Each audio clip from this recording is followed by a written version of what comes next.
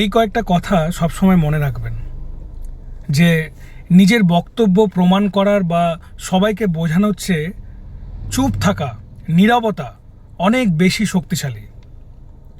দেখুন, যখন বিশ্বাস ভেঙে যায় না, তখন কিন্তু আই এম সরি এই কথাটার কোনো মানে থাকে না। নিজের যে কাজ, সেই অ্যাক্টিভিটি, কাজ, এগুলোকে কন্ট্রোল করা শুরু করুন, এগুলোকে ডিসিপ্লিন করা শুরু করুন এবং রিয়্যাক্ট যতটা সম্ভব কম করা যায় ততটা কম করুন। রিয়্যাক্ট এক জিনিস আর রেসপন্স আরেক জিনিস। একটা হচ্ছে বিচার বুদ্ধি দিয়ে মস্তিষ্কের সামনের ভাগটা ব্যবহার করে যেটা করা হয়, বেসিক্যালি সেটাকে কি বলা হয়, রেসপন্স।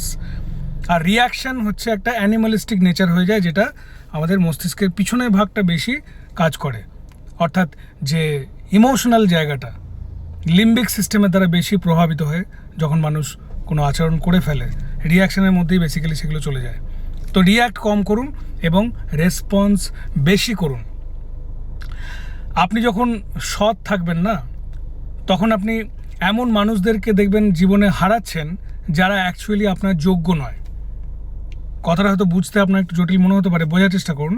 আপনি যখন অনেস্ট থাকবেন, আপনি যখন সৎ থাকবেন, আপনার লক্ষ্য যখন পরিষ্কার থাকবে, আপনি যখন ডিসিপ্লিনভাবে জীবন কাটাবেন, তখন কিন্তু আপনি অনেক মানুষদেরকে, সেই রকম ধরনের দেখবেন অনেক মানুষকে আপনি আস্তে আস্তে দেখবেন হারিয়ে ফেলবেন, অর্থাৎ আপনার জীবন থেকে তারা আলাদা হয়ে যাবে।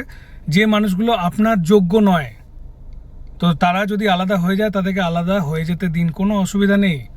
আর এটা হবেই, আজ নয় কাল এটা হবেই।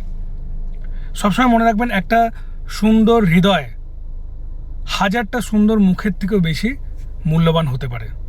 সেই জন্যে কে কতটা বাহ্যিকভাবে সুন্দর সেটা দেখার থেকে বেশি ইম্পর্টেন্ট হচ্ছে কে কতটা ভেতর থেকে সুন্দর, তার মন কতটা সুন্দর ভেতর থেকে, সেটা বেশি ইম্পর্টেন্ট। এবং অতিরিক্ত চিন্তা করা বন্ধ করুন।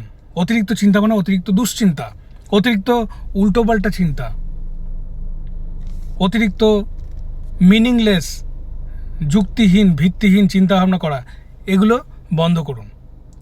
আপনি যে জিনিসগুলো নিয়ন্ত্রণ করতে পারবেন না, যেগুলো কন্ট্রোল করতে পারবেন না, সেগুলো যা হচ্ছে হতে দিন, সেখানে আপনার অ্যাকচুয়ালি কিছু করার নেই, ঠিক আছে? এবং সবশেষে আজকের এই ভিডিওতে আমি বলবো যে ছোট সার্কেল রাখুন, বিরাট বড় সার্কেল রাখবেন না, ছোট, একদম হাই কোয়ালিটি ঠিকঠাক লোকজন সেখানে থাকবে সেই সার্কেলের মধ্যে। এক গাদা ভিড় দরকার নেই, উল্টো পাল্টা লোকের ভিড় দরকার নেই, যারা আপনাকে ব্যবহার করতে চাইছে, যারা আপনাকে ইউজ করে নিজেদের জীবনে মজা নিতে চাইছে, যারা আপনি কেমন আছেন সেটা জানার দরকার নেই, আপনার কি অসুবিধা সুবিধা সেটা নিয়ে ভাবে না, আপনার কাছ থেকে ভালো কোনো জ্ঞানের কথা সেগুলো তাদের দরকার নেই। দরকার শুধুমাত্র আপনাকে ব্যবহার করে নিজেদের যে মেন্টালিটি, সেই মেন্টালিটিতে লাইফকে এনজয় করার চেষ্টা করা। তো সেরকম ধরনের ব্যক্তি আপনার সার্কেলে দরকার নেই।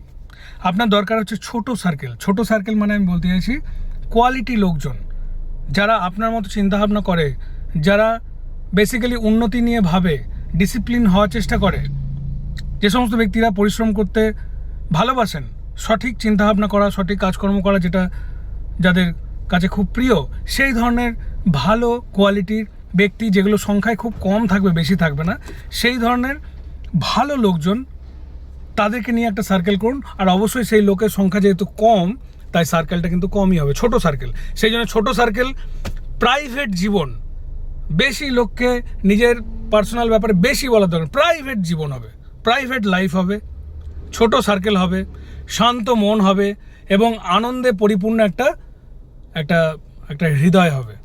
যদি এই জিনিসগুলো আপনি ফলো করেন, তার মানে হলো আপনার শান্তিপূর্ণ জীবন আপনি উপভোগ করতে পারবেন। তো জাস্ট যেগুলো বললাম এগুলো খেয়াল রাখবেন এবং অবশ্যই আপনার কি অনুভূতি, এই কথাগুলো শোনার পর আপনার মনে কি অনুভূতি তৈরি হচ্ছে, কি মনে কথা আসছে, সেটা অবশ্যই আমাকে কমেন্টে লিখে জানাবেন। আমি অবশ্যই সেটা পড়ব এবং রিপ্লাই করব। খুব ভালো থাকবেন। God bless you.